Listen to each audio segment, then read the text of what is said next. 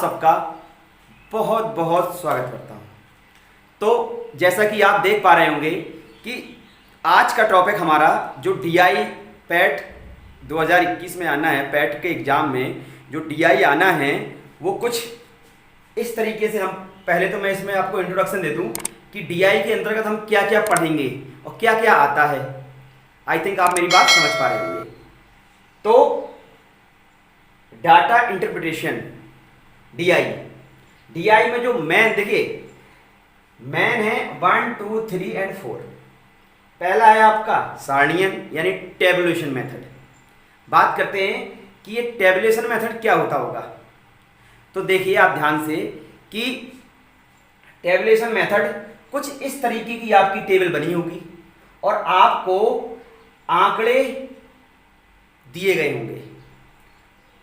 ये आंकड़े आपको इस तरीके से दिए गए हैं, क्या ये बैंक पीक्यूआर और ये वर्ष 1997, 1998 और 1999।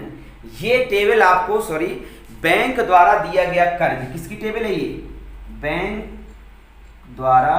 बैंकों द्वारा दिया गया कर्ज। ओके। दूसरी टेबल आपकी रेखा चित्र होता है। दूसरा आपका डीआई में क्या आता है? रेखा चित्र, लाइन ग्राफ। अभी बारी बारी से एक एक करके डिस्कस करूंगा, पहले मैं आपको बता देता हूं कौन कौन से हैं। रेखा चित्र सेकंड नंबर पे, कुछ इस तरीके, हिस्टोग्राम कुछ इस तरीके का चित्र बनता है। अंडारेख यानी बार ग्राफ कुछ इस तरीके का होगा। पाई चार्ट कुछ इस तरीके का होगा। ओके। आई थिंक आप में काफी बच्चों ने या काफी दोस्तों ने इस चीज को पहले भी पढ़ा हुआ होगा, लेकिन पहले इतने ध्यान से नहीं पढ़ा होगा। बट पैट में मैथ का असली रोल इसी का है। मैथ में जो सबसे बड़ा रोल है वो इसी का है, क्योंकि ये 20 नंबर का आना है आपको। कितने नंबर का आना है? 20 नंबर का। और ये मेरा व्हाट्सएप नंबर है और ये मैं कहाँ से पढ़ाऊंगा आपको, किस किताब से? तो एच.डी. यादव पब्लिकेशन की एक किताब आती है जो एच.डी. यादव सर लिखते हैं। उसको आप अगर आपके पास है तो उसमें सबसे पीछे दिया गया है डीआई, सबसे लास्ट में। ओके। मोटी सी किताब आती है कुछ इस तरीके से। मेरे पास ऊपर का वो नहीं है मार का, कुछ इस तरीके की आती है किताब आपकी। ओके। अदरवाइज किसी के पास किताब खरीदने के लिए मान लो नहीं है टाइम या नहीं जा सकता, तो आप कुछ ना करें। कहाँ जाएं आप अपने प्ले स्टोर में जाके एच.डी. यादव बुक, वो आप वहां से इंस्टॉल कर सकते हैं। बिल्कुल सेम किताब आपको जैसे एच.डी. यादव की किताब ये है वैसे ही आपको वहां मिल जाएगी, तो कोई दिक्कत नहीं है। ओके। और वो किताब आपकी इंग्लिश और हिंदी दोनों वर्जन में आपको अवेलेबल रहेगी। तो चाहे इंग्लिश मीडियम वाले बच्चे हों और चाहे हिंदी मीडियम वाले स्टूडेंट हों, दोनों के लिए फायदेमंद रहेगी। ओके। बढ़ते हैं आगे बारी बारी से। तो सबसे पहले बात करते हैं इसकी यानी सारणीयन की, कि वास्तव में सारणीयन, देखो सबसे पहले तो इन सवालों को पढ़ना आना चाहिए आपको। जिसको पढ़ना आ गया सो उसको सवाल लगाना भी आ गया। आई थिंक आप मेरी बात समझ पा रहे होंगे। तो ये दिया गया है, आंकड़े करोड़ रुपए में दिए गए हैं और ये क्या है? बैंकों द्वारा दिया गया कर्ज। कैसा कि 1997 में बैंक पी यानी मान लो पंजाब नेशनल बैंक, बैंक ओ यानी ओरिएंटल बैंक, बैंक आर यानी RBI reserve bank of India, S for SBI मान लेते हैं। ओके। पी ने 1997 में कितना दिया कर्जा? 7 करोड़ रुपया, क्योंकि आंकड़े किसमें है? 7 करोड़। 1998 में इसने 8 करोड़ दिया, अगली साल इसने 4 करोड़ दिया। बैंक ओ ने कितना दिया? 1 करोड़ 1997 में, इसमें 3 करोड़, इसमें 7 करोड़। ओके। इस तरीके से आर ने क्या किया? 1997 में कितना दिया है? 5 करोड़ यानी 5 करोड़, और 1998 में 4 करोड़, और 1999 में 3 करोड़। कुछ इस तरीके से आपको टेबल पढ़ना आना चाहिए। अब वो क्या पूछेगा? वो पूछेगा भैया बताइए 1997 में किस बैंक ने सबसे ज्यादा कर्ज दिया? तो क्या बहुत कठिन है? देखिए 1997 में इसने 7 करोड़, इसने 1 करोड़, इसने 5 करोड़, इसने 9 करोड़। तो इसने कितना दिया? 9 करोड़, यानी बैंक एस ने सबसे ज्यादा ऋण दिया। कुछ इस तरीके से ये छोटे छोटे सवाल हैं, बट और भी हाई पूछ सकता है आपको, तो हम धीरे धीरे से हाई पर भी चलेंगे। वो क्या कह सकता है, वो कह सकता है कि बताइए बैंक पी ने 1997 से 1998 में कितने परसेंट ज्यादा रुपए दिया कर्जा। तो 7 से 8 दिया तो परसेंटेज निकालना। इसलिए मैं कहता हूं कि परसेंटेज के मेरे सारे वीडियो आप बहुत अच्छी तरीके से देखिए। पहले जितने भी वीडियो में मैंने इसलिए परसेंटेज को ज़्यादा नहीं बताया है आपको, केवल कम से कम परसेंटेज की आपको फीलिंग तो आ जाए कि यार 7 करोड़ दिए इस साल, 8 करोड़ दिए अगली साल, तो बताइए कितने परसेंट ज़्यादा दिए।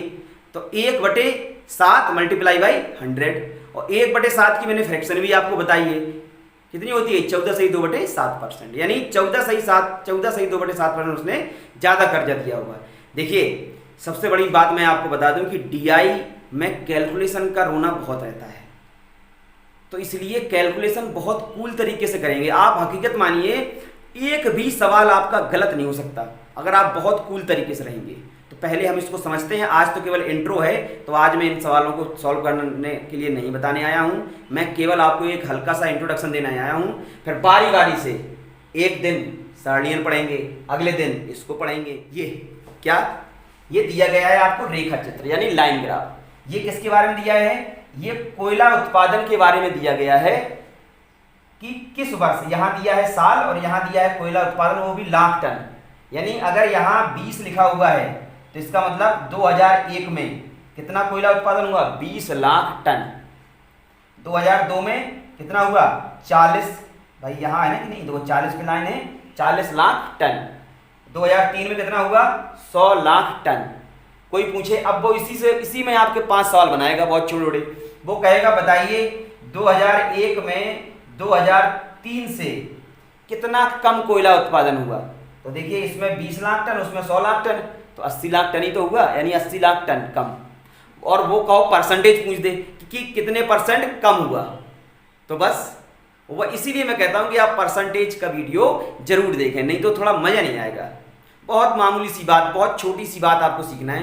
पहले वीडियो में ही मैंने वो सब चीज़ें बता दी हैं। अगर आप और भी वीडियो ना देखें तो कम से कम पहला वीडियो तो इसको पढ़ने के पहले उसको जरूर देख लें, ओके। नहीं हल्की फुल्की दिक्कत आ सकती है, और अदरवाइज आप पहले से कहीं पढ़े हुए हैं परसेंटेज, तब तो 100% गारंटी है कि आपको कोई दिक्कत नहीं। दूसरा है आपका आयत चित्र यानी हिस्टोग्राफ। हिस्टोग्राफ में क्या है, देखिए इसमें दिया है आयु वर्ग और यहाँ दिया है व्यक्तियों की संख्या, वो भी 1000 में। यानी जो 10 साल के हैं वो लोग कितने हैं, 10, यानी 10,000।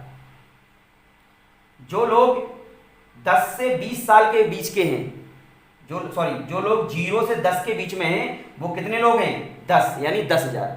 जो लोग 10 से लेकर 20 की आयु के बीच में हैं साल में, वो लोग कितने हैं, 20,000। देखिए कुछ लाइन मैंने मिला दी है जिससे आपको पढ़ने में कोई दिक्कत ना हो। तो मैं यहाँ इस तरीके से कर दूं के, वैसे भी आजकल के सबको पता होगा, के का मतलब होता है 1000, खूब आता है लिख के यूट्यूब पे, 20 के 30 के, तो 20,000 30,000, ओके। तो इसका मतलब आगे चलते हैं कि 20 से लेकर 30 तक की आयु वाले कितने हैं, 28,000 लोग। 30 से लेकर 40 तक कितने हैं, 15,000 लोग। अब वो क्या सवाल पूछेगा आपसे, वो पूछेगा भाई मेरे बताइए कि 10 से 20 साल की उम्र वाले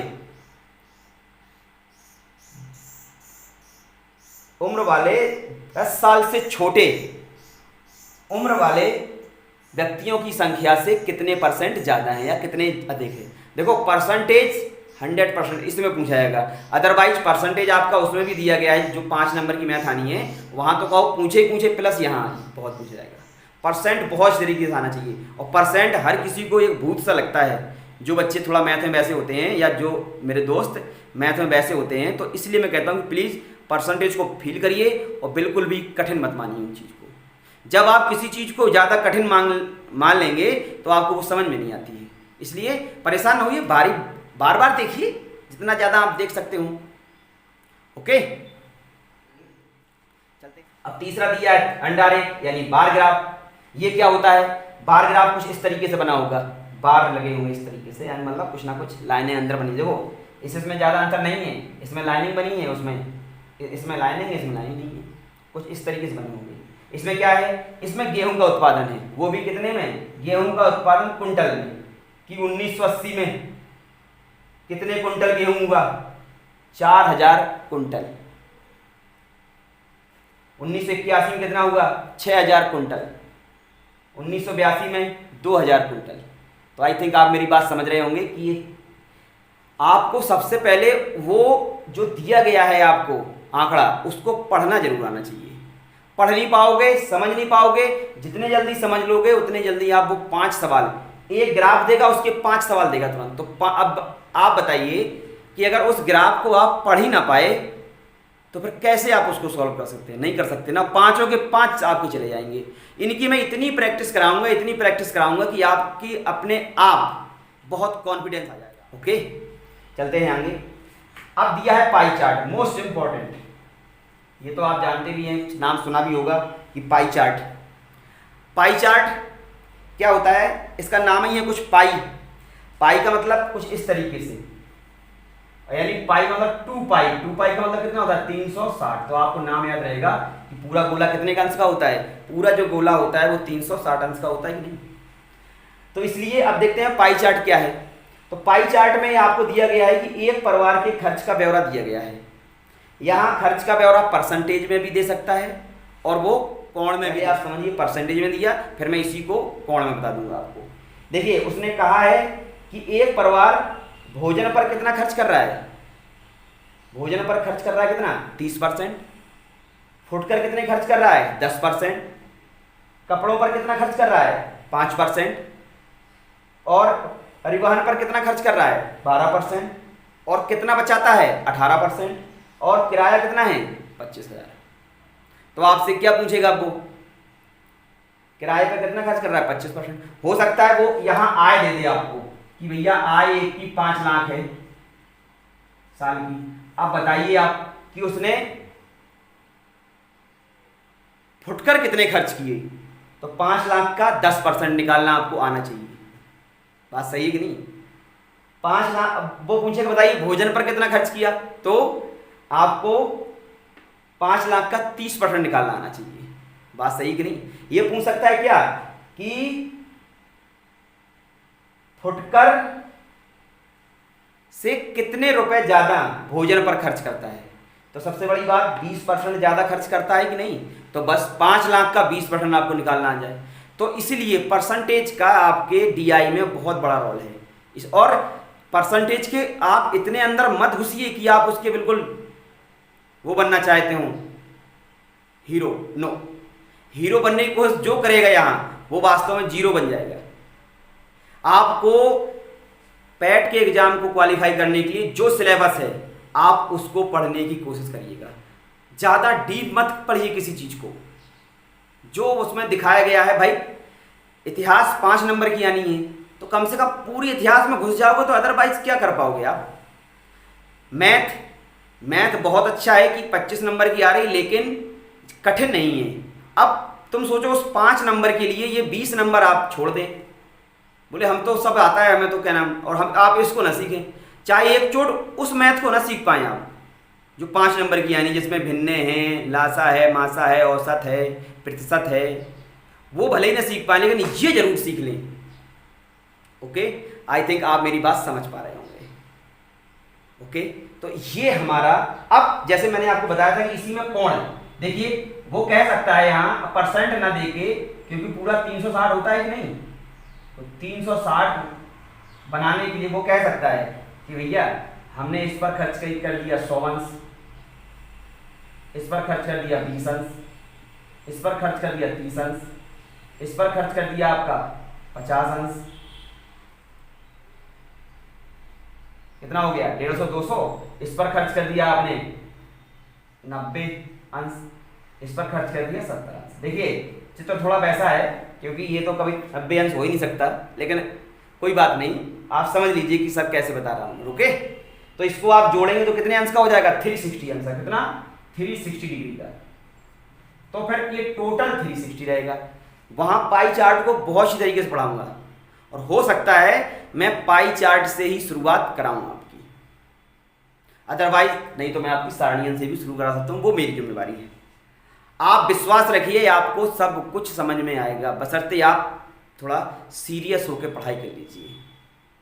और ये पैट इतना इम्पोर्टेंट एग्जाम है, मैं पहले ही दिन से कह रहा हूं कि अगर आप इसमें पास नहीं हुए तो आपने चाहे हाई स्कूल की हो, बहुत अच्छी इंटर की हो, बीएससी की हो, बीएड किया हो, बीटीसी किया हो या बीटेक किया हो, कुछ भी किया हो, सब बेकार है। क्यों? क्योंकि अगर ये आपके पास डिग्री नहीं होगी और लेखपाल की जगह अगर आ गई, यानी यूपी ट्रिपल एससी की कोई वैकेंसी निकलेगी, तो वो इस सर्टिफिकेट को मांगेगी पहले, तो आप उस फॉर्म में अप्लाई हो ही नहीं पाएंगे। कुछ हो सकता है कुछ बच्चों का छूट गया हो या कुछ दोस्तों का छूट गया हो, तो वो ज़्यादा परेशान ना हो, अपनी मेहनत को चालू रखें हर 6 महीना में, तो हमें ज़्यादा परेशान होने की ज़रूरत नहीं है। ओके, आई थिंक आप मेरी बात समझ गए होंगे। तो स्क्रीनशॉट लेना चाहते हो तो आप स्क्रीनशॉट इसका ले लीजिएगा। ओके,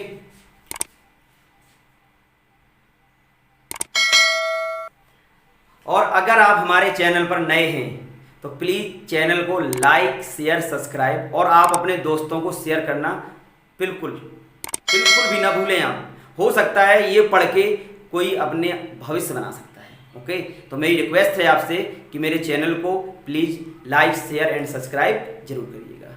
आपका बहुत बहुत धन्यवाद।